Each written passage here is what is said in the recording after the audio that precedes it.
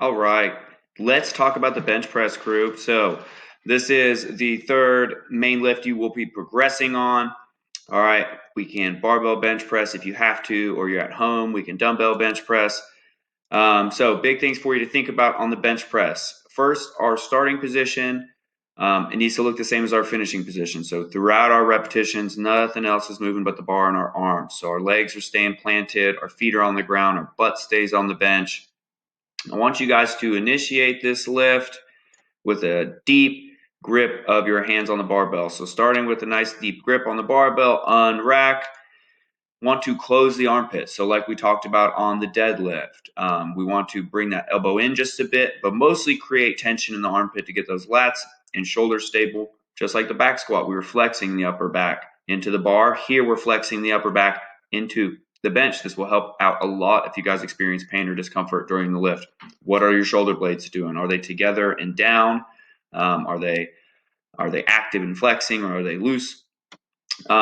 So lowering the bar, watch this repetition, you guys. Controlled, not bouncing off my chest. It's just barely touching my shirt and back up. All right, so that is going to be the secret sauce for you guys as far as developing strength and muscle with your pressing movements, is not bouncing off your chest. If it's a shoulder press, not bouncing off your shoulders at the bottom, but almost slowing down as that bar gets closer to you so you can own the change of direction. You can own the bottom of the repetition and drive out of it strong.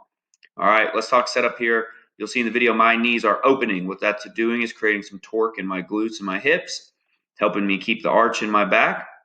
You may want to close your legs. If you can close them onto the bench and grab the bench with your knees, that's great as well. That will help you have a stronger base. Tension from head to toe in the bench press is huge in helping your shoulders. All right, so we need to create a very stable base with lots of tension to support this exercise, to support our shoulders and our chest and our triceps.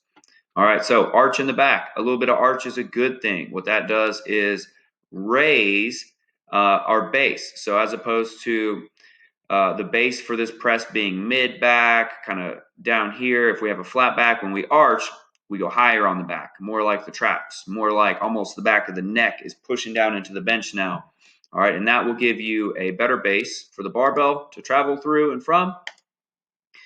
We're also looking for a vertical forearm down there at the bottom of the rep. So you see here, my forearm is pretty much perpendicular to that bar. It's vertical. That is another good thing that will make sure that you guys are driving efficiently into that bar, and we don't have an angle of the forearm that might be tough on the elbows or the shoulders.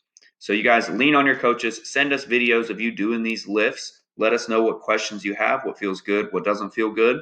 I will tell you what you do with your upper back and your shoulder blades on the bench press is huge. Try to fit those shoulder blades together. Benches aren't that wide. We want to squeeze them together to create some tension for the shoulders. Have a good base to press from, and stick to your prescribed tempos, but always own that lowering of the rep of the bar and that change of direction when it comes to presses. All right, let's get some gains.